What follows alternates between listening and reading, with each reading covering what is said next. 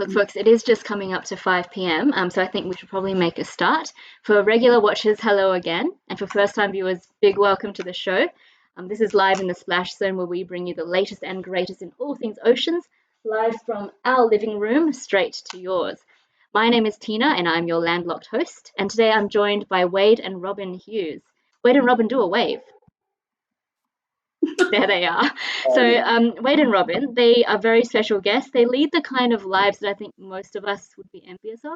They've been married for 41 years, and they spent the last 15 years traveling the globe in the search for whales.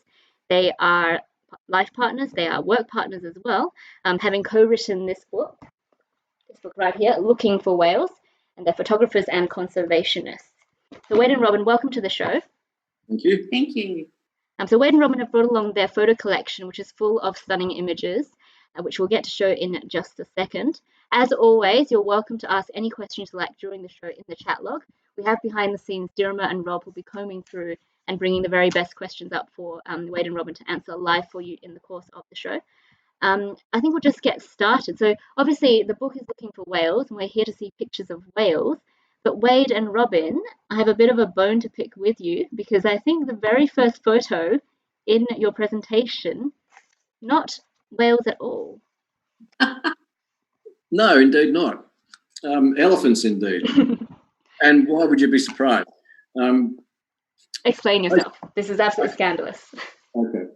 This is one of Robyn's photographs. Do you want me to explain? Yeah, you explain. Okay. So, most people think of when they think about megafauna, they think about African wildlife, elephants, giraffe. Right? Well, if we go to the next slide,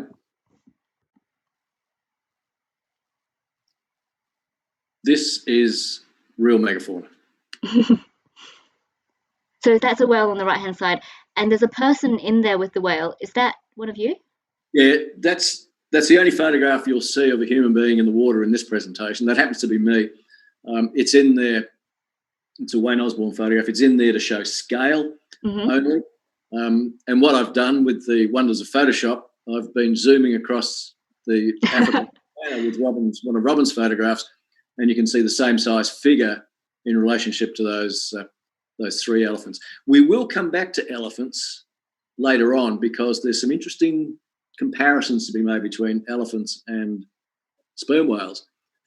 But in this instance, it's just to show the scale of the animals that we're dealing with when we're in the water with whales. Really megafauna.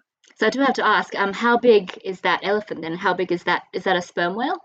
That's a sperm whale. Yeah, that's a modest-sized bull, nowhere near as big as they do grow, but that's probably getting on for 16 or 17 metres or something like that. The larger of the three elephants there is, I think there's 4 elephants. There's 2 calves, I think. But the larger one there probably weighs about 4 or 5 tons, maybe 6. That whale weighs in excess of 50. Okay, so we're talking megafauna, proper megafauna there.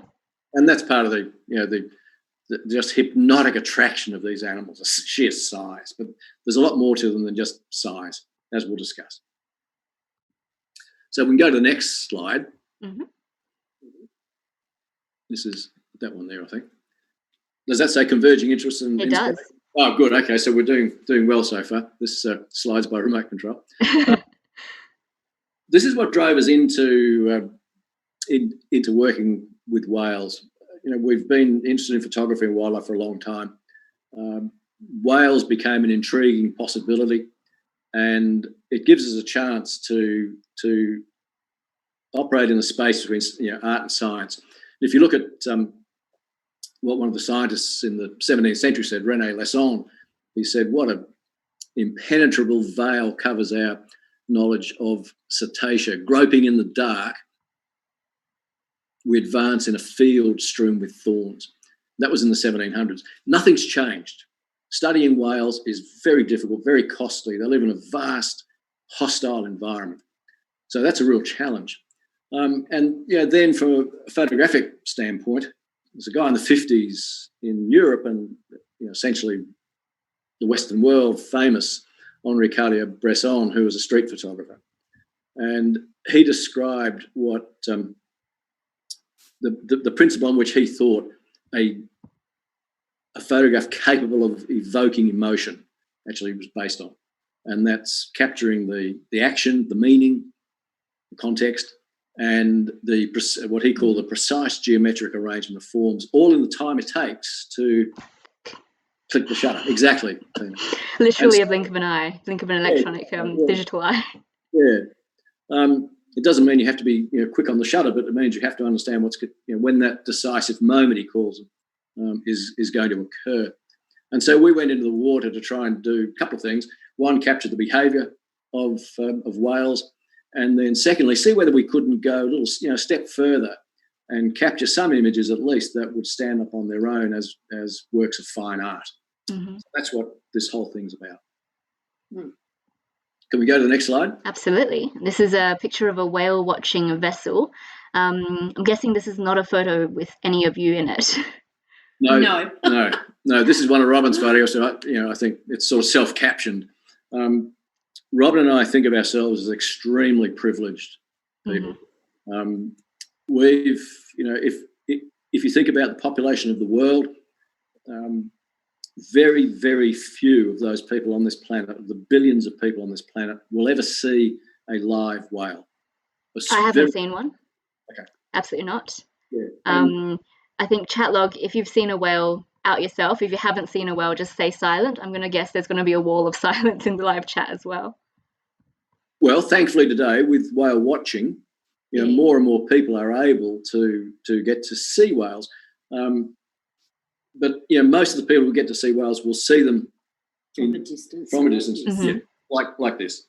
So you see in the distance maybe a little fluke just come up, and that'll be it. From a whale watching boat. And so we're extremely privileged that we've been able to get in the water with these animals in a number of locations around the world. If we can go to the next slide, please. What were you going to say? Ooh, looking for whales. This is a lovely itinerary of your journeys. Were you going to say something about this? No. Okay. So this is just an indication of where we've focused our attention on whales. We've been to the Azores in the mid-Atlantic 10 times. 2 of those expeditions have been awarded flag status by the Explorers Club in New York.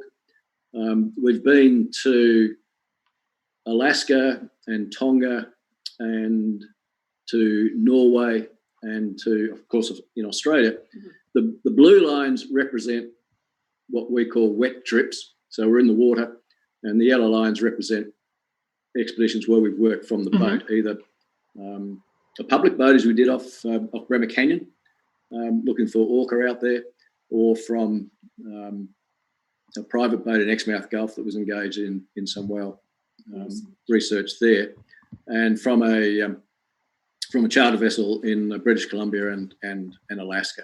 But that's been the extent of our travels and where these images have come from. If we go to the next slide, please.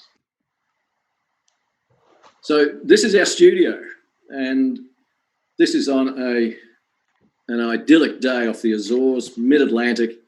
The Azores, if you're not familiar with them, on the same latitude as Lisbon and New York. There's no land in sight. We're probably 20 kilometres or so offshore. The water is very deep, close to shore, and gets deeper the further out you go, until you're in truly abyssal deep water. And we spend most of our time in the water. If we go to the next slide, in 1,000 metres or more of open ocean water. It's not always as clear as this, but no. So is that a real photo? That looks almost fake, Yeah, I'm sure there's people in the chat room who've been in deep water and looked down into that little unbelievably vortex. Empty. Yeah, all those white, lighter lines of the sunbeams lancing through the water. They shimmer, and if you are really comfortable in that environment, you can meditate just staring into that darker vortex, because straight down there, about 1 kilometre or more, is the bottom. Mm-hmm. There's plenty of water between you and the bottom, and there's nothing between you and wildlife except water. It's giving me some feelings, that's for sure. Not all of them good. So this is your studio. No, that's the studio, but, welcome to the studio. Can we go to the next slide, please?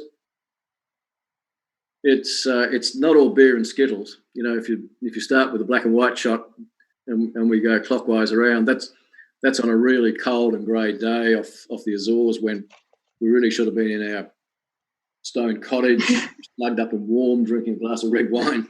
True. Robyn saying to me, "Why are we out here?" You go into it's an all-weather job. Yeah, exactly. Oh, absolutely. Yep.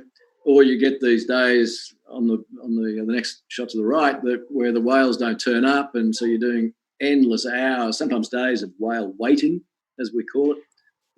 On average, what's your hit to miss ratio on catching a whale or not? Or catching is, you know what I mean, seeing a whale or not. Catching is a bit difficult because they're hard to get into the boat, you know. No, let's not catch whales. But yeah, are most days uneventful waiting around, or are you fairly lucky? What do you reckon? It's more than... I think we're fairly lucky, and it's interesting. Most days when we head out, probably within the first 20 to 40 minutes, we actually have a sighting. Oh. And that's really encouraging. It doesn't mean that we're able to get up close, to them, because once they're on the surface, especially sperm whales, they're usually only there for maybe 10, 12, 15 minutes. And if we happen to catch them halfway through that surface time, well, then, we've got another 45-minute wait. But generally, I think we're pretty lucky when we go out. There are days when we can go out and maybe only get 2 for the whole day we sit out there. And the whole day is from like 7 o'clock in the morning through until sunset, 6 o'clock at night. So, yeah. Yeah, we don't like coming back. Okay. We like Wellness day. But then, just going through this little montage here, if you can see the expression on my face, that the eyeballs sticking out like organ stops when a huge bull sperm whale surfaced just off the port bow, and it was one of the biggest whales that we've encountered, just massive. And then Robyn slaving away under the hot sun in the boat with heavy lenses, and very tricky work from the boat because you've got even more movement than I have in the water. And then in Norway, of course, yes, you're dealing with hypothermia. Snow. Yeah, ice and frosted goggles and all sorts of things. So we've just got a question come in, Wade and Robyn, from Neil Barry. How many times have you seen a whale? Oh. Ballpark. Hundreds. Hundreds. Yeah. Yeah. I think in the water alone, I've probably got more than 300 encounters with sperm whales. Holy moly! Well, there you go. That's 300 more than me. Yeah. Well, it's amazing. It's if you do this for long enough and you spend time in the water, then you get to see a lot of whales if you go to the right place with a permit. So we can go to the next slide. It's a humpback. Oh, here we go. This is, of course, the famous shot that's on the cover of the book. It is indeed.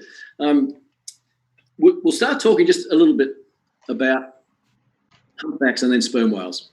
And what we've tried to do is drop in and see some aspects of whale life as they move through their feeding and breeding cycles.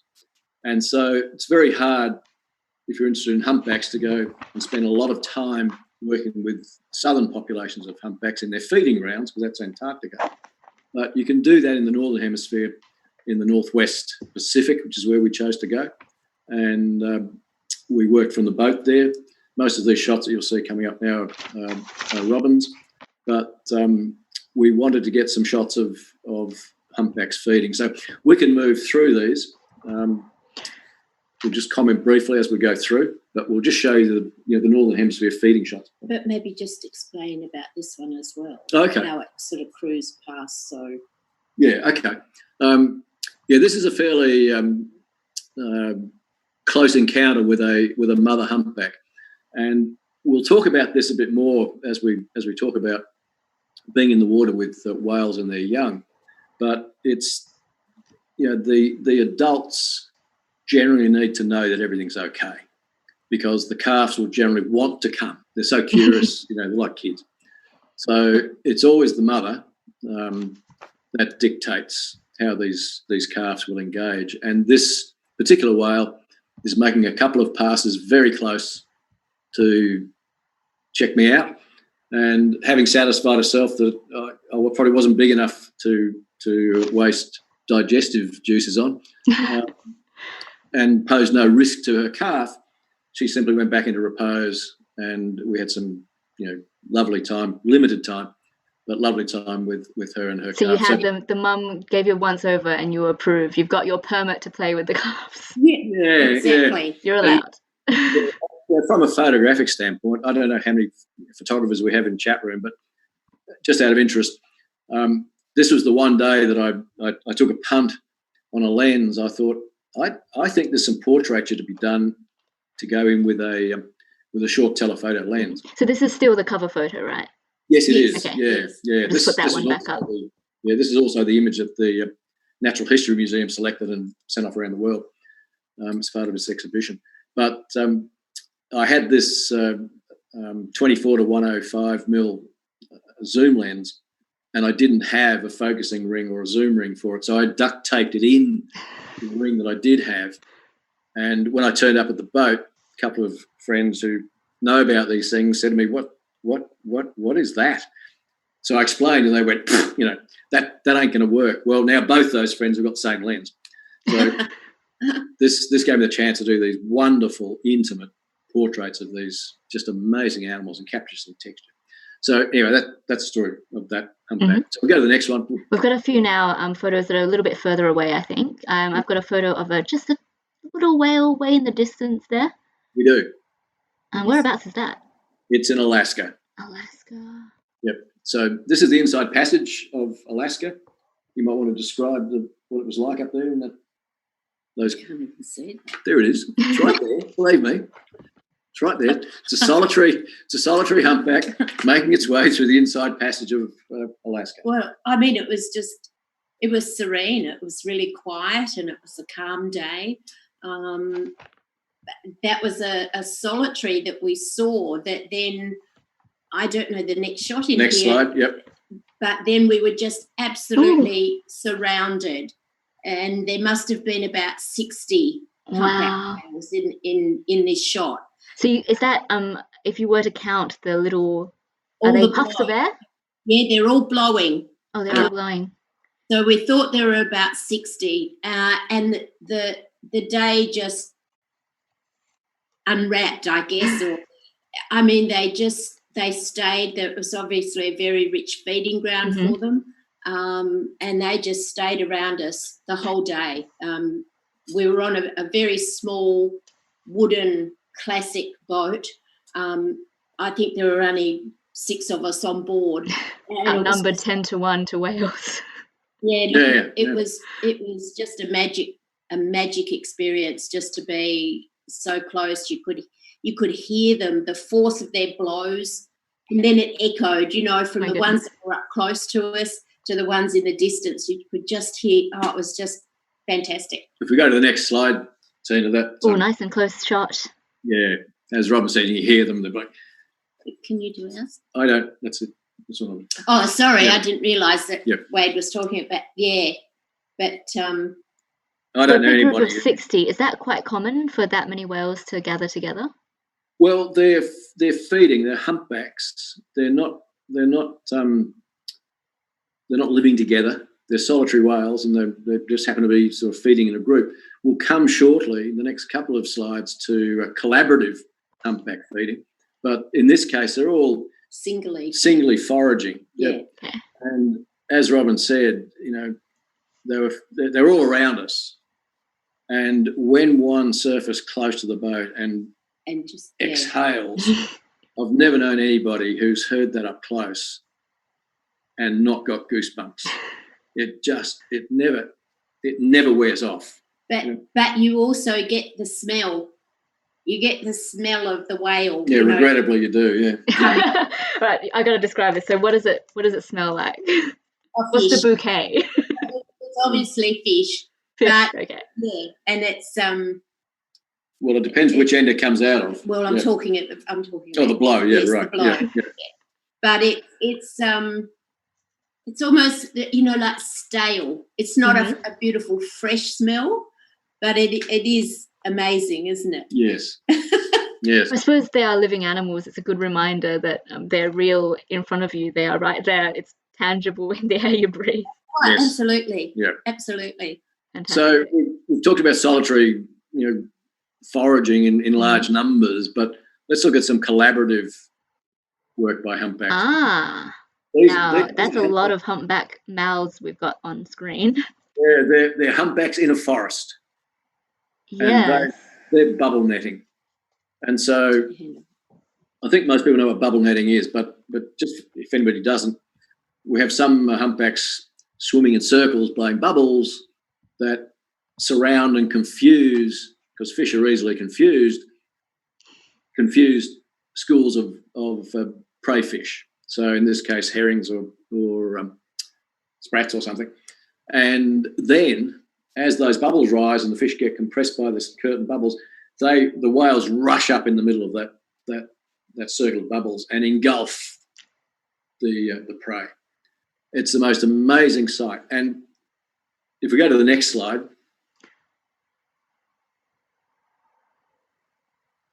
So this is now a really close-up shot of a few hungry mouths, I'm guessing? Yes. Yes. This is the same group as in the previous photograph. They've been bubble netting.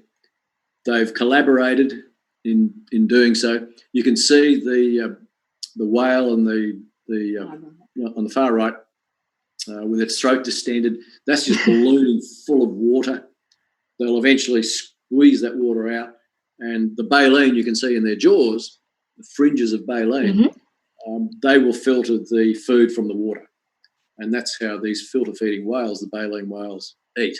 But they collaborate in this. We noticed we couldn't see enough of it to actually get what I would think would be meaningful data to lay out a pattern. But one or two would come up and they'd swim along, and then they'd go down, and then they'd come up, and then 7 would go down, and then boom, this would happen. And then we couldn't work out whether some whales are doing all the bubble blowing, was that their role, or did they take turns, and who came up the middle. Very hard to identify separate whales, but there was definitely, as we followed them for hours watching this, sometimes they did a long way. No way you can predict where they're going to come up, but there was definitely a pattern to their behaviour. They're definitely collaborating. That's interesting. So that's the feeding piece for these whales in the northern hemisphere. We then went to Tonga, which is the breeding ground for the southern Australian East Coast population of humpbacks, and probably some others as well. And of course, they're not feeding there, they're not collaborating. Far from it, they're competing for the right to mate. And so we get males like this hurrying past, pursuing females, anxious to impress the females with their strength and their abilities. When you say hurrying past, how quickly on average do you think? Oh, as fast as a humpback can swim, probably. I mean, they're motoring. Yep. There's been some spectacular images of large heat runs, they're called, large groups of whales charging along in heat runs, blowing bubbles, and it's very spectacular. So we were able to get up close to some of those whales. Here's another one cruising past. Here, the next slide. I've got a nice, I've got a front view of a whale. Is that the one you want? Okay, I've gone to the next one after that. Now I've got 2 just whizzing past. Yes, they're 2 males, and they are racing in pursuit of a female. If we go to the next slide. That's a very streamlined shape he's doing with his fins. Absolutely. Yeah, well, that is a Michael Phelps style move. Exactly. It is. Yeah. If you're dependent on speed for sowing your genes, and every hydrodynamic advantage you can muster. Absolutely. So 2 males, are they just trying to outrace each other? Are they fighting? What's the story? Well, they're trying to outrace each other, but if we go to the next slide, Tina, here's 2 that are fighting. Oh, wow. And they fight using unwitting and no doubt unwilling weapons in the barnacles that encrust their throats. They're razor sharp, and this the whale in the bottom of this photograph has come in from higher up and driven its chin into the back Oh my goodness. of the whale that's currently on top. And they're in this unbelievable somersault as the whale that's been hit from above is trying to escape the attack and retaliate. And while this is going on, somewhere off to the side somewhere, there's another male in just glorious operatic song. And so there's this ballet going on right underneath our feet, and this other male doing a Pavarotti. That's a great impression. It's Dramatic. not so much fun if we can go to the next slide. It's not so much fun perhaps if you're actually participating. So those marks on the back of that whale, are those just from the barnacles from the other whale? Or wow. Yeah. Holy moly. We had a question actually in the chat log. Can biofouling grow on whales? So biofouling, if you're not familiar, that's the growth of organic materials, including barnacles, on whales. So the answer, I guess, is yes, they can. Yes. And they used them as weapons. Yes. Particularly it seems on humpbacks, because they do spend more time in shallow water and in the sort of waters that kind of growth proliferates. So they do get a fair bit of it. You don't see almost any on sperm whales or the deeper diving whales. You see other parasites on them. But so this guy is taking a rest from a pretty bruising encounter. But inevitably through the challenges, some males find willing females. And if we go to the next slide, we start to see the next generation of, in this case, humpbacks appearing, and they're born, the one on the left, they're born bone white. And then as they mature, they start to colour up, get a little bit greyer. Silver. Yep, silvery grey. And then eventually they'll get their full adult individual unique fingerprint coloration, which never changes. So that's the patchy black and white that you see down their sides when the and particularly on their flukes. Right. Although I think the body coloration is still it stays with them for the rest of their life. Interesting. But so here we've got. If we just a quick question about the baby whales. How big or what size are they when they are newly born? A couple of meters. Couple of meters. It's pretty big. Yeah. Yep. Those couple we had would have been bigger than that, wouldn't they? And about a ton. Oh yeah, well they're about a ton at birth. But Robyn said, okay. About 1 ton at birth. Just a baby, just a ton. Yeah. So if we go to the next slide, we've got some more. Oh, look at that. So now we're a little bit bigger. Yeah, this is a slightly bigger calf, and mother's resting. The calf is sleeping under her chin. They like to touch. That's why calves get scratched, because they like to touch their mum and they get the barnacle treatment. Not as brutally as the competing males, but it's important to remember at this point that the mother is starving. She hasn't eaten since she left Antarctica, and now she's swum all the way to Tonga, where there's not much opportunity to feed.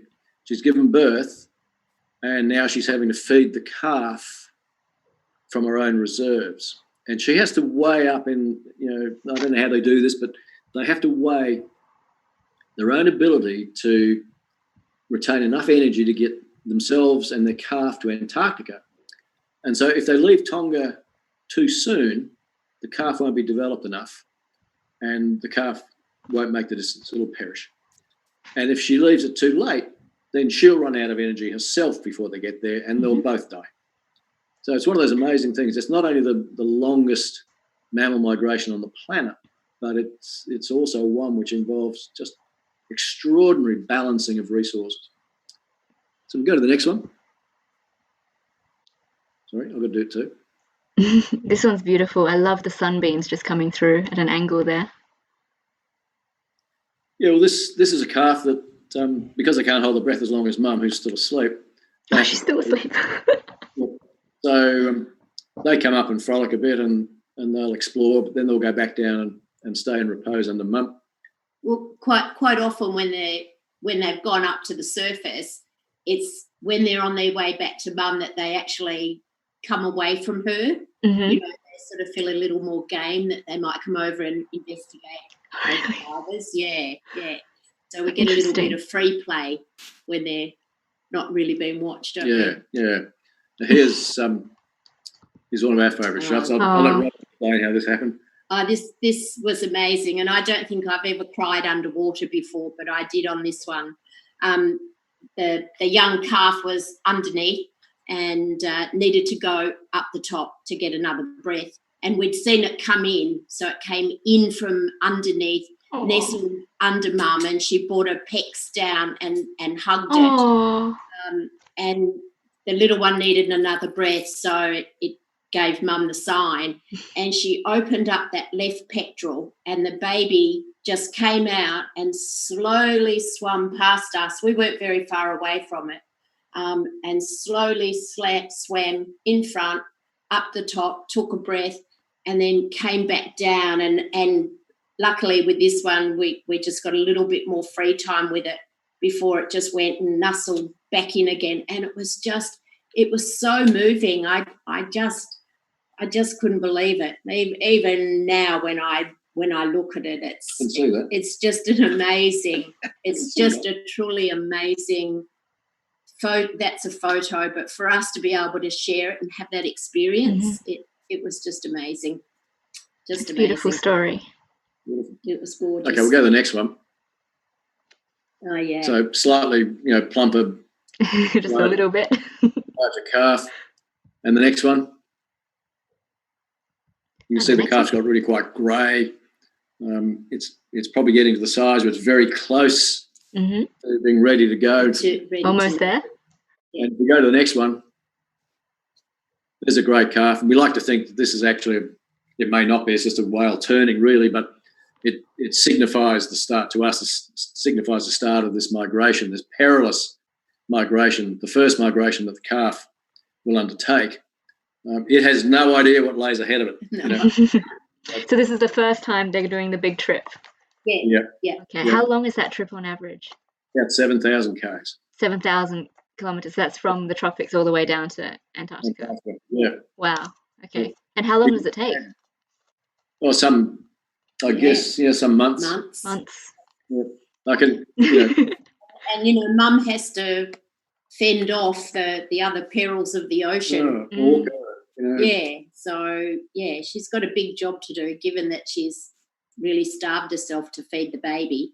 Oh my goodness. So this is it. This is them turning away, last flash of the tail, and then southwards to Antarctica. That's how we like. That's how we think of it. Yeah, this particular image. It's not often you see a humpback sort of turning like that, so that's why I like that image. But you can imagine the calf anthropomorphizing, of course, but, are we there yet, Mum? No, 6,500 kilometres to go. Yeah. All right, so we're going to move on to sperm whales, and we'll continue to rattle through. Do you think, Tina, we're going at the right pace? I think so. We're half an hour to go. Okay. Yeah, we'll clear this in time. We just had a question about the type of whales that you've seen. So just before you go into sperm whales, so the question is from Neil Barry. What's the most common whale species that you see? So you've seen a few different types. For us, it's been sperm whales. Sperm whales. So what are the other types of humpback whales you would have seen? What else? Pilot whales, fin whales, orca, which are dolphin, of course, we understand that, but orca, British whales, sei whales. I said fins, didn't I? Yeah, we've done fins. Yeah. So that's about 7 or 8. That's about. We've seen from the boat. We've seen some beaked whales, very deep diving whales, and very, very hard to get in the water with. The fin whales. No, beaked whales. Well, fin whales can be. We won't show any fin whales in this particular presentation, but we have been in the water several times with fin whales, quite large fin whales, travelling at high speed, pausing momentarily to get a quick look, and then moving on. But Neil Barry, if you have any further questions about those type of whales, we do encourage you to connect with Robyn and Wade after the show. But for now, moving on to sperm whales. Yes, so this is an island in the Azores. This is San Miguel Island in the Azores. We've worked on 2 islands. Pico was the first one. That's off to the west of San Miguel. And more recently, we've been working in San Miguel off the north coast. And so the the chart on the left shows the general area. The pins there represent groupings of whales, and the enlargement on the inset on the right shows, for a period of 2.5 weeks, how many encounters with sperm whales we had in that area. It's way too small to read the bathymetry on that chart, but generally speaking, most of those whales in the red inset are in about 1,000 metres of water, thereabouts. That outlier group to the north was in very close to 2,000 metres of water. Wow. But most of them are generally between 700 to 1,200 metres, so around 1,000 metres depth. Is that considered shallow for sperm whale? Or is that no? That's middle? They feed in deep water. Okay. Although I have seen one sperm whale off the west coast of Greenland, large bull, apparently foraging, but fairly close to shore in what we knew to be relatively shallow water. The big bulls roam the globe. We'll talk about that a little bit. Mm-hmm. So that's where we've been working. No. Okay. Next slide. Next slide. Yep. Oh, this is a lovely little grinning shot. Well, you slip over the side of the boat sometimes. The whales, sometimes they're close, and as the bubbles clear, you realise you're in the presence of a giant.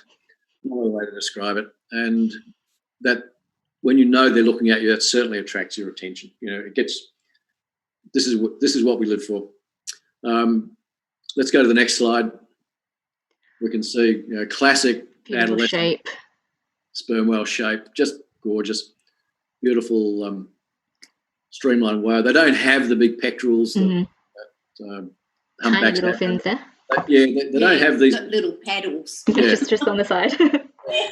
Comical little things, really, in some ways. But because these are toothed whales, they live in groups, social units, and so for us, they're in many ways they're not as photogenic as humpbacks, but because of their very close social ties, they're far more intriguing because of the relationships that go on between them. So that's why we find these whales particularly compelling. But this gorgeous adolescent female, I think, is just the perfect specimen of her type. Yeah. So go to the next slide. Here's another one. It was just hanging. Oh my goodness! Below the surface. It looks so weightless. Yes. Yeah, and it's amazing for their size, just how agile they are, and just when they sleep, they hang. They turn and just hang to sleep. That must be an eerie sight to see, just hanging there. Oh. Well, typically, if you go to the next slide. Oh, there they go.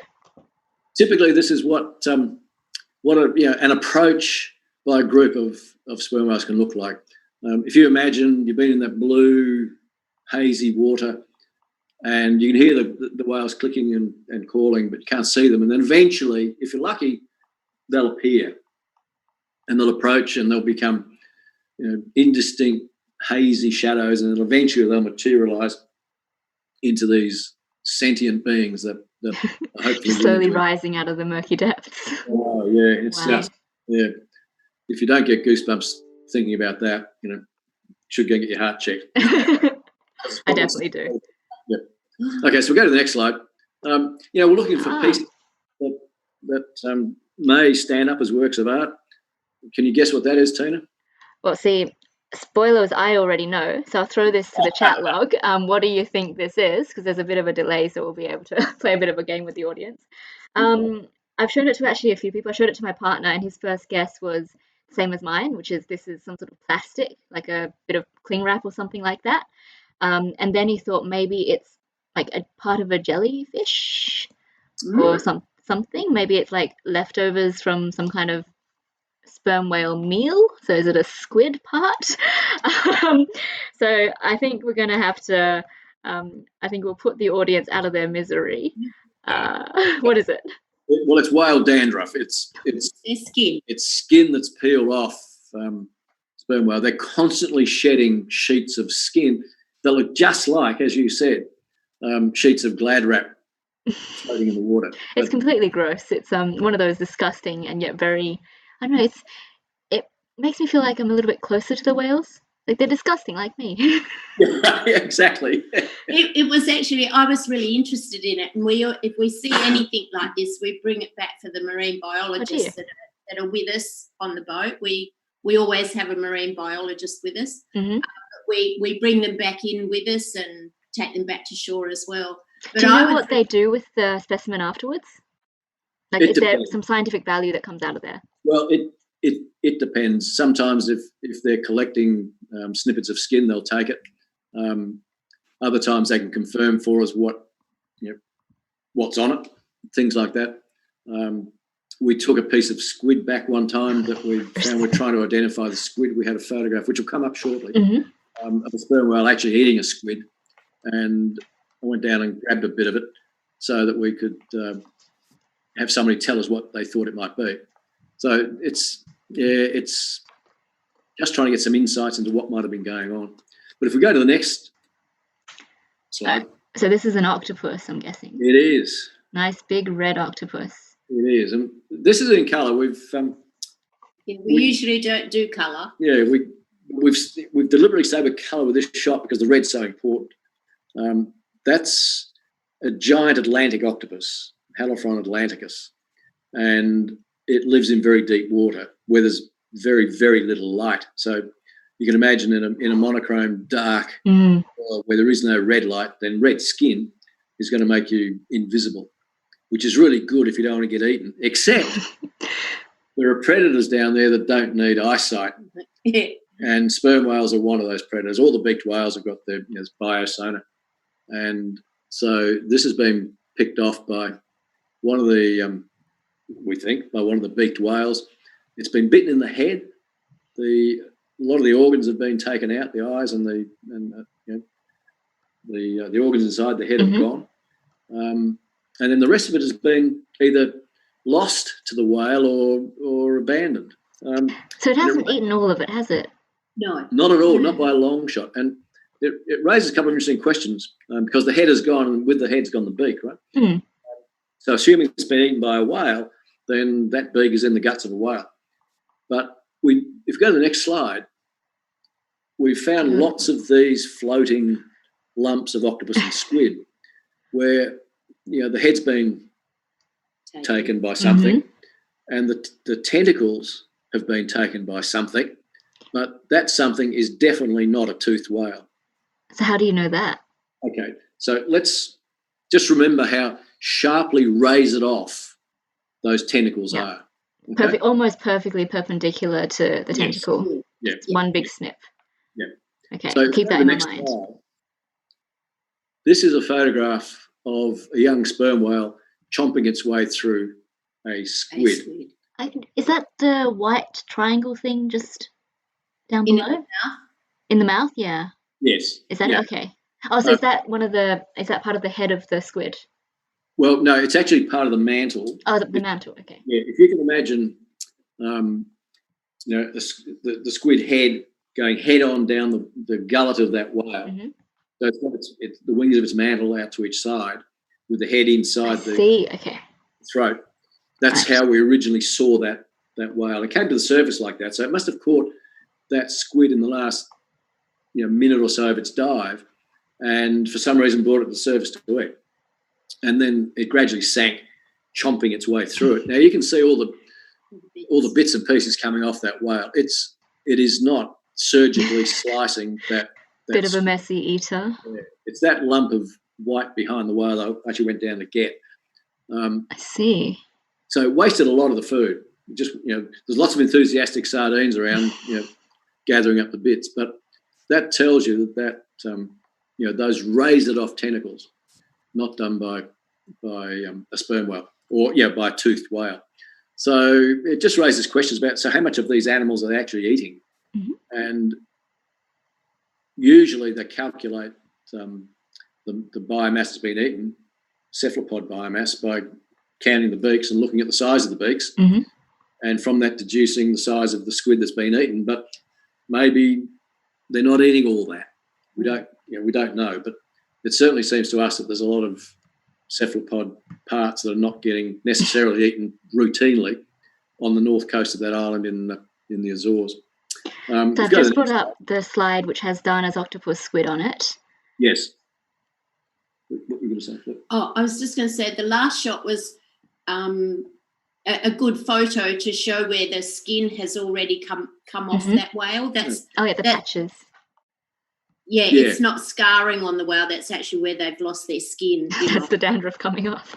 Yeah, well, when they breach or when they just do a bit of tail slapping, they lose their skin in big chunks.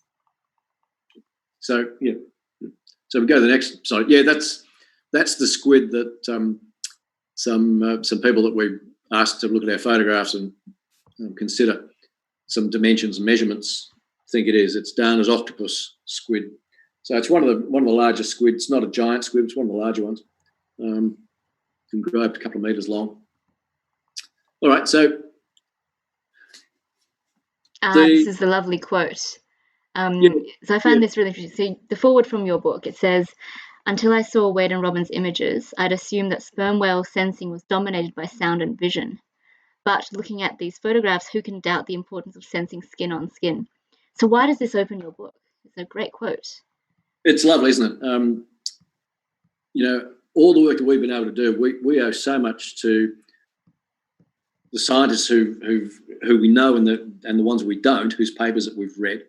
The scientists that we know, like Hal Whitehead and Curtin Jenner here in Perth, and Ingrid Visser in New Zealand, and a number of others as well, who've just shared everything they possibly can with us, and the others that we've delved through their papers to try and find things that we might be able to illustrate. I think what we've done a little bit is sort of coloured in the work that they've done with some illustrations. And when we asked Hal, we've been sharing our images with Hal since 2005. We asked him would he write a foreword for the book, and he came back, "Oh yeah, delighted." We didn't know what he'd write, and when he came back with the foreword, which includes this line, we just felt that if we've done nothing else, we have at least made a contribution in this art and science space that will stand for some time. And I think that's why this quote appears in this presentation, because I think for us it shows that we've actually achieved something, and I'm really proud of that.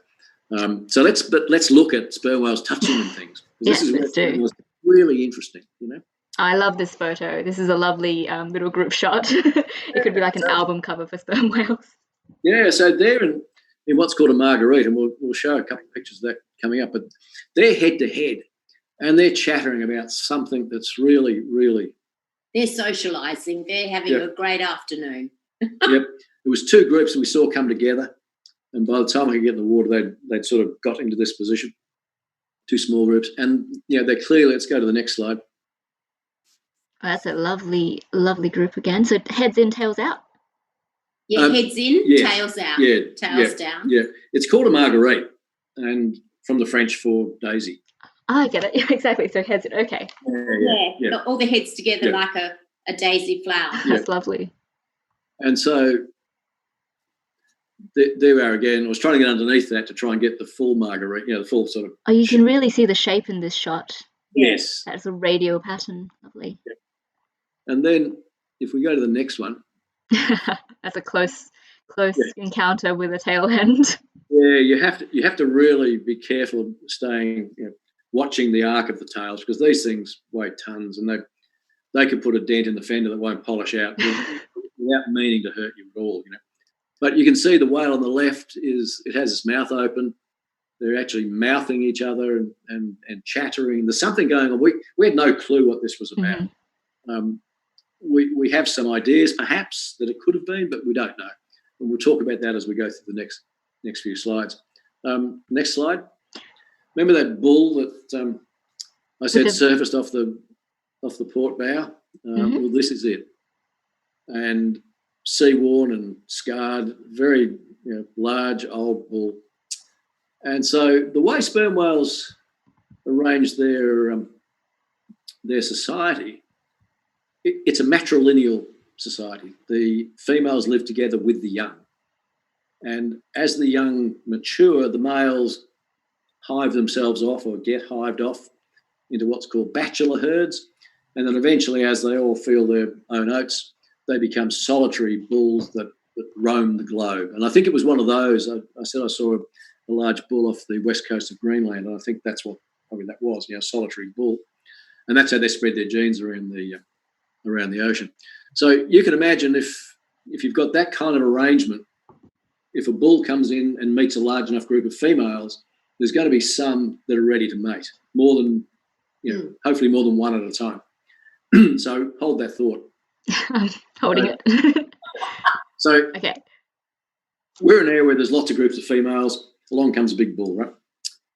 And we noticed a few times this kind of behaviour where a large female would rear her fins, her flukes, up to the sky and then slap it down. She's not waving. No, she's making a big noise. Yeah, if we go to the next slide. There's the big slap. Wow. Yes. Yeah. And she's doing that repeatedly. And I think we counted that time 27 times she slapped the water. Okay. And it's a resounding thump. And so definitely deliberate behaviour, this one. Yes. Oh, yes, definitely. And we'd seen that happen a few times, but we didn't, we couldn't join the dots. And we still really haven't. We're just trying to think it through with this little sequence. Some of the marine biologists, that we've met and we continue to talk with, it can indicate several things, but in this particular sort of instance, she was probably ready to birth. Well, yeah. And calling in support, from the other females. Yeah, so she was calling the clan, right? We're pretty confident about that because every time we've seen that behaviour, we've seen whales gathering. Mm-hmm. So this is it. This is the phone call. This is the SMS to the friend circle. Yeah. And then what happens? Yeah. So here's some shots of sperm whales purposefully gathering. The next I think there's two in this one, and then a few more. 1, 2, 3, 4, 5, 6, 7. Yep. Turning up and swimming very purposefully on the surface to a place. All in one direction. It's going somewhere. Basically, yeah. And whales come from different directions to get to the same place, roughly. Mm. So the next slide, pair of adolescent females answering that call as well. And then... That's a lot of them all together. Yeah, now this is on a different day, but it's the result of similar sort of behaviour. And this is really puzzling because this is the first time certainly we've ever seen a group of whales go into that kind of marguerite, mouthing, bumping, chattering cluster, but sinking into deeper water. And we have no idea why at all. But later that afternoon, with that group of whales, we can go to the next slide, then... Ooh, we have a new character, I think. Yeah, very distinctive tail shape of a brand new whale. Right? Little curly flips there. Because they've been curled up in the womb and they're not flat and strong yet. We don't know whether that's the same group of whales. It's just impossible to tell. They were up sun. Whales are very good at in hazy water staying up sun from anything in the water that they're interested in watching, because they're then able to look down sun, get a better view. So we're often squinting into the haze and trying to photograph into the haze. But that was in the same area. It was on the same afternoon. And so whether that other group had been doing something associated with birth, we don't know. But there's a brand new calf. And then if you fast forward to the next slide, and we're going to fast forward a couple of years, but this is a whale that we know is giving birth. She is hammering the surface of the sea to get her calf out. Mm-hmm. So that's part of the normal birthing process, just slapping the water? I've never done it, so... Let me rephrase that. Part of the normal birthing process for a sperm whale. What we've been told is that they do this, and it's two things. It's easing them, they're up and the pressure's sort of gone, but it's also still calling to the other females that have already come in. And I'm not sure what other shots Wade's got, but the females, they actually come in, and for me on the surface, or Wade was as well this time, because we really didn't think it was safe to get in the water. Or appropriate. Yeah. But there was definitely a lot of touching and a lot of noise from the other females that were there, that were present. So there was a lot of bumping going on. So let's go to the next shot. So Robyn's got some sensational shots of this sequence. Beautiful. So now we've got a group of a couple of whales there. Yeah. So this is just a group of the other females that had come in to assist the one that was trying to birth. And, you know, they'd come up on the surface, there'd be bumping, there'd be noises, then they'd disappear. And then the birthing mother would come up again. Mm-hmm. Then they'd disappear, but just below the surface. And then you could hear the crashing, and then the groaning was, I guess, natural childbirth or baby birth. It was baby birth in a bath. It was just incredible, and you can see how moved the water is. I mean, it was just really alive, wasn't it? It was, yeah. It was just. If we go to the next slide, it's part of the same sequence. Oh, there's a few whale bodies in the water there. Yeah, and this one we think might be. She was forever present. She was always there. She was up in the water. The one that's standing out of the water. She was always present. She was everywhere in amongst that birthing process.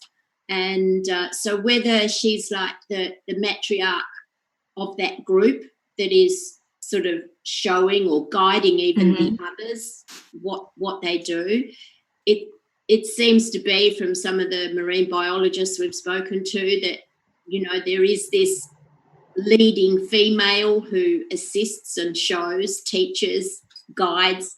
It was just amazing. If we go to the next slide. And baby. There's the baby. Baby in the middle, yeah. So possibly mum on the left, and maybe, you know, sister or cousin or auntie or whatever on the right. Beautiful. It's a lovely family group. Yeah. And, you know, because they can't swim really properly, because their little tail, their flukes are, you know, still bent, and their dorsal hangs over. Oh. So they're really looked after by two for quite some time, aren't they? Oh yeah, yeah. So beautiful. If we go to the next slide, you need to know what you're looking at here, but I'll explain it. We think, as far as we know, there's no other photograph like this being taken so far. Certainly hasn't been shown broadly, if there has been. But the whale on the right is upside down, and you can see the flukes of her calf starting to emerge. Oh, can you? Yes. On the lower one. Okay, so the lower one, which is the brightly coloured one on the right-hand side. Yes. Yeah. She's got all the... Oh, she's upside down. Upside down. Okay, they really fooled me there for a second. So upside down, that's the belly facing up, and that little thing sticking out, that's the beginning of little baby tail. Yeah. This shot came about because that large group that were involved in those, you know, simultaneous births had quietened down quite a bit. And so I thought it was okay to go in the water and just have a look and see what else might be there. And this, from the left-hand side, this group of charging whales went past, and as the whale that's giving birth went past, she rolled over. I didn't know this was happening until she rolled over as she went past. And then they disappeared off into the haze and travelling at speed. And so we got that shot, but we don't know what happened further out. We expect that it gave birth. So we don't know, if we go to the next slide, we don't know that this is the calf that was born then, but this is a brand new calf. So there's an adult whale in the foreground. To its immediate left, you can see the left to the surface. Yeah, left on the surface is the young calf. You can see a couple of things. You can see its umbilicus, which has been snapped. You can see its dorsal hump is still folded over, and you can see how floppy its tail flukes are. That is a brand new calf. And if you go to the next slide, this is that calf. That was a beautiful little face. Yeah, isn't it gorgeous? Yeah. You can see its umbilicus on the far right of the frame. Oh my goodness. And you can little paddles. Yeah, you can see from the distortion in the body of the adult that's immediately alongside it, which we suspect's the mother. But this is a very wide-angle lens. Those whales brought that calf so close to me, apparently deliberately. We've got vision from the boat that shows that group peeling off from the main crowd when I entered the water. Whether they were happening in that direction anyway, or whether they wanted to come and sense danger or whatever, or they wanted to show me the calf, we don't know. But they went off from there and introduced that calf to all the whales that I could see in the water. And I wondered whether it would remember their name when it next met them. But that's, yeah. So I'm going to rattle through. There's a few more calf shots here. I'm going to rattle through fairly quickly. It's just come up to 6 o'clock, but we'll have a quick look through the rest of the photos, definitely. So here's a calf swimming. They swim like fish when they're very small. They really are very wiggly. Yep. Yes. Yep. And then here's brand new calf on the surface, taken from the boat. And then the next slide. All by itself. Solitary calf waiting for its mother and others to come back from foraging in the deep water. We all feel that way sometimes. Yeah, exactly. And the next shot, this is the shot that actually started us thinking we could perhaps do something around the aesthetics of whales. Mm-hmm. And that was a shot taken in 2007, sperm whale calf. So this was the beginning of, I guess, thinking about it as fine art rather than just documenting behaviour. Yeah, it was. Yeah. Was there something particular about this shot that made you think there's something in this? Well, I know what moved me. It would be different for everybody else, I know, but I just felt the bond between mother and I'm assuming it's mother. Excuse me. I'm assuming it's mother because, like elephants, they do look after each other. Each other's young, but the bond there between an adult and a calf was just compelling, and the vastness of the sea that they're in, and the light. I just loved it. So I'm going to rattle through because I'm running out of time. But another baby. I love the shape of those two.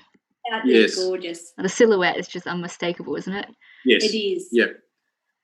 I've got another baby with a couple more in the background there. Yep. And two more there. And I've got some diving ones.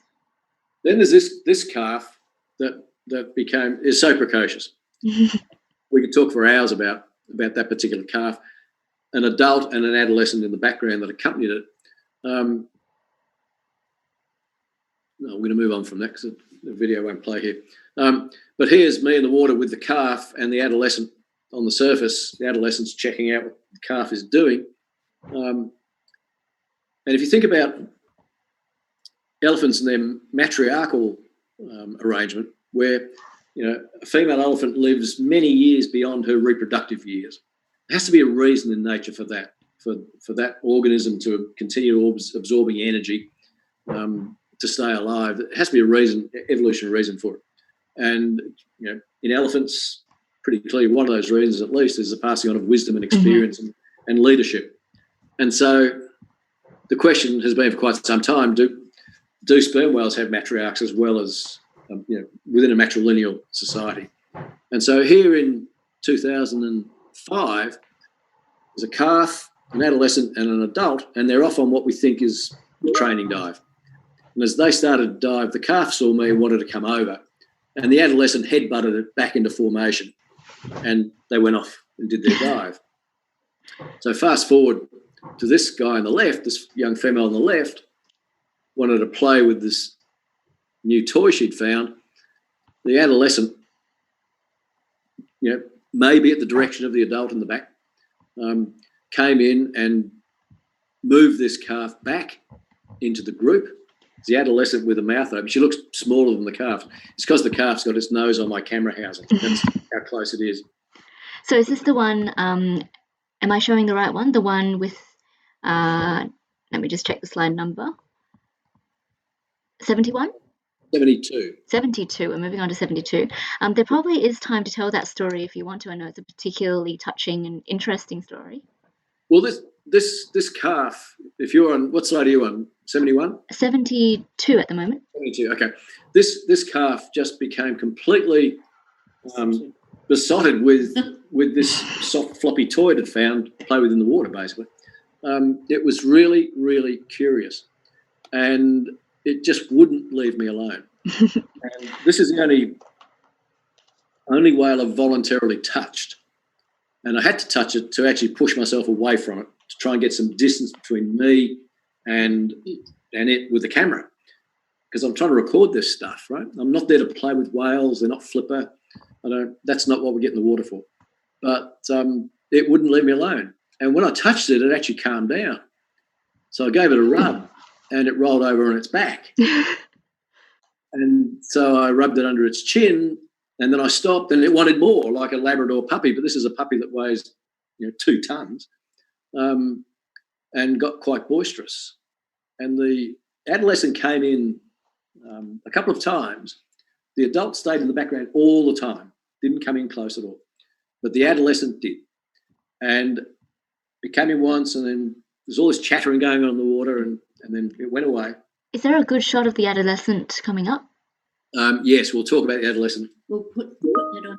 Yeah, we can actually fast forward 2 days later after this encounter. Mm-hmm. So let's go to the next slide. So the next slide, this is just one whale on its own. Yes, this is the adolescent. We encountered the same trio again, and I got in the water wondering if the calf would remember me. And as I always do, I fired some frames from my camera as I got in the water to make sure they know I'm there. Just a few warning shots, literally. Well, yeah, just to make sure. I mean, they know you're there, but we surprised one whale. I'll never do that again. She must have been daydreaming or something. But when the camera went off, she was startled, and I will never do that again. Mm. So I always fire a few frames as I get in the water. Just as a courtesy door knock. Yeah, basically, yeah. And the calf and the adult just kept swimming. But this whale did something we've never seen another sperm whale do. She turned 180 degrees and came back on her course straight towards me. And having seen how assertive she got with the calf, I had some cause for a pause here, because we've never seen an aggressive whale that we know of. But she came back with a great deal of intensity. She came back slowly. Go to the next slide. Yeah, really inquisitive. If you go to the next slide. She's let out a snort. I've never seen a sperm whale do that underwater before. I've seen humpbacks do it, but I've never seen a sperm whale do it. And she's spraying me with sonar the whole time, and she's creeping closer and closer and closer. And if you go to the next slide, which is 75, she's upside down spraying me with sonar. And then if you go to the next slide, 76, she's not ready to leave. She's moved away from me, but she's still hanging there. Hanging around, taking a look, keeping an eye on you. Yeah. When she finally broke off the engagement and swam off to catch up with the others, I got back in the boat, and I thought, and I said, that is the most thoughtful whale I've ever had the pleasure of engaging with. And so, the question is for us, well, is she a matriarch in training? And is it possible that the precocious calf that we encountered, you think back to the calf in 2005 that wanted to break away from a training dive to come and explore, are they the kind of personalities, if that's not too much of an anthropomorphism, are they the kind of personalities that will naturally develop into the sorts of whales that could become matriarchs, because they're curious and they're bold and they're studious in human terms, right? So that was the most compelling encounter I can recall. And then just finally to close. What? It's all right. Go on. In the book we use this photograph, and if you've been at sea on a really, really calm day and the whale has gone past, if you listen, if it's calm enough, if you listen, you'll hear this sound, which is, as I say in the book, akin to the faintest crinkling of silk. It's the little rippling of the water coming to the surface. There are tons of water they've displaced with their flukes. And they're the whale footprints that we see. Everybody's seen those on the surface, right? But you can listen, you can hear those. And when you think about it, these are animals, particularly sperm whales, been around 25, 30 million years, with the largest brain that's existed on the planet. And I know all the arguments about, well, brain size doesn't equate with intelligence, and I subscribe to all that. But it is a very big brain. They have it for a reason, and they've had 25, 30 million years to actually use it, right? And they don't have that much to do. They've got to catch a few squid, catch a few fish, socialise and travel the world and breed. Not a lot of time to spend thinking with that very big brain. So maybe they know things that we don't. And maybe we should spend more time trying to listen to whales. And I was really pleased the other day. I saw a French group who were really putting some horsepower in to try to understand just a section of sperm whale language. They're seriously trying to break the code, any piece of it that they can get, of the clicking and the strings of zzz and clicks and all the stuff that makes up sperm whale language, as we would call it. And I really wish them well. I really hope they are able to crack something. Because if you think about it, we're spending billions trying to listen for extraterrestrial intelligence. We haven't got a clue how to communicate with them, and we can't even communicate with sentient life forms, intelligent life forms on our own planet. And so I'd like to think about some of those SETI telescopes turned into the sea to see whether we can't sort of help crack the code of what the whales are trying to tell us. Yeah. So that's it, guys. And if there's any questions, we're more than happy to take them. Thank you so much for sharing that. Absolutely. We'll stay on the line for a little bit. I know it's just gone 10 minutes past 6, but we'll stay around for a little while longer at least. If you do have any questions for us, please do drop them in the chat log. I've just got the live chat open. There's a few more questions from Neil Barry that we haven't answered, so we'll just go through. Neil. A lot of questions actually. Neil Barry, do you still find whales, or do you still do this? Yes, we do. Yep. This year, of course, we haven't been able to go because of COVID. And last year we had our trip cut short. Wade wasn't well, so we had to come home early. But yes, we still do it. We still go to sea as often as we can. And so what's your next trip? Yeah, we're hoping, that we can get back out there next year. We're hoping that COVID, disappears and we're able to travel again. Fantastic. And a few more questions about the types of whales that you've seen.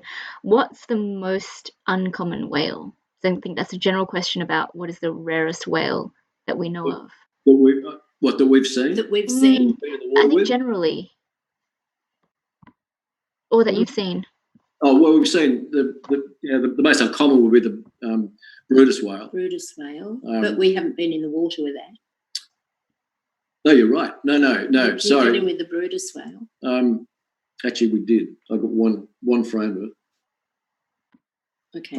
I have one frame off in the distance of a Brutus whale. Oh, right. Yeah. So that's the most uncommon whale that we've been in the water with. Have you ever seen a blue whale? Another question from Alan Williams. Off in the distance. Off in the distance, never up close. Any reason for that? Just not in the right place at the right time for us. And we, the boat captain that we have, he's in charge. If he doesn't think it's right to go, we don't go.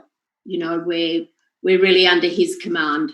And the follow-up question, I guess, is what makes it the right conditions for you to get in the water? I've always wondered this. How do you know that this is right for you to go in? Well, there's a range of considerations. One is obviously safety. Yeah. For us and for the whale. Yeah. So you mentioned before, obviously, when they're a bit agitated, you might think twice. Well, it depends what's agitating them. Those marguerites, they're quite agitated whales. But if, after observing them from a distance for a while, you get to the point, especially with someone like Hui, as Robyn said, the skipper that we now use all the time, you get to sort of feel that it's going to be okay and creep forward and have a look at least. But once you're committed, you're committed. There's no, once you slide off the side of the boat, you're in the water, you're alone, and the boat drifts away because the engine's off. So you need to be careful about making those sorts of decisions, recklessly. But I think too, we need to explain perhaps that we don't go close to the whale to get into the water. We use a point of interception or intersection. So if the boat captain sees the whale coming, in a certain direction, he will place us where we will intercept that whale. So we could be in for a big swim, to get close to that whale or to get within a distance where we might get a good photo. Sometimes Wade gets in the water and he just hangs and waits to see if the whale continues in the direction that he's in the water. So, we don't go up close. We don't jump in on them. We're really governed by the permit that we apply for each year. So we can't do anything that might not let us get back again next year. Absolutely. The one thing about permits, of course, is that the whales don't read them. And so it's very important to be able to, to help read the whales themselves and have somebody who can really read them. And, some of the other times we won't bother getting in the water is, if it's obvious that these are whales that just don't want to be around anything, they'll move off. And so blue whales and fin whales, being baleen whales, they're generally travelling in the Azores. They're heading north to the feeding grounds in Arctic waters, and they travel at high speed. And so trying to pursue one is counterproductive anyway. We don't want to be chasing. You never get it. And it's been our experience that some of those filter feeding whales are smaller than the blues and the fins, things like sei whales. They're very, very timid. They're also curious, but they won't just hang around. And really for us, when we're looking for sperm whale behaviour, a fleeting image of a speeding whale, it's spectacular and makes your heart race, but it's not really worth the effort to put in just to say, well, I've seen what I've got a photograph of. Make sense? So I guess that leads into the main objective of the photos that you take. You've been doing this for 15 years. Yeah. What are you hoping for people to take away from your photos when they look at a gallery of your work or they grab this book and have a flick through it? What do you hope that they feel and take away from it as an action? Big question, I know. Tough question. Yeah, I guess it is up to them. But I guess maybe some of them answer some of the curiosity. If they've never seen, a whale, because what you see on the surface is nothing to like what they are underneath the water. I know the first time I got in, I just couldn't believe the immense size of the sperm whale, because the sperm whales were the reason we first started with all this. And I was mesmerised. I was the size, and for me, the artwork. I considered the artwork on their bodies from all the scratches and fights that they'd been in.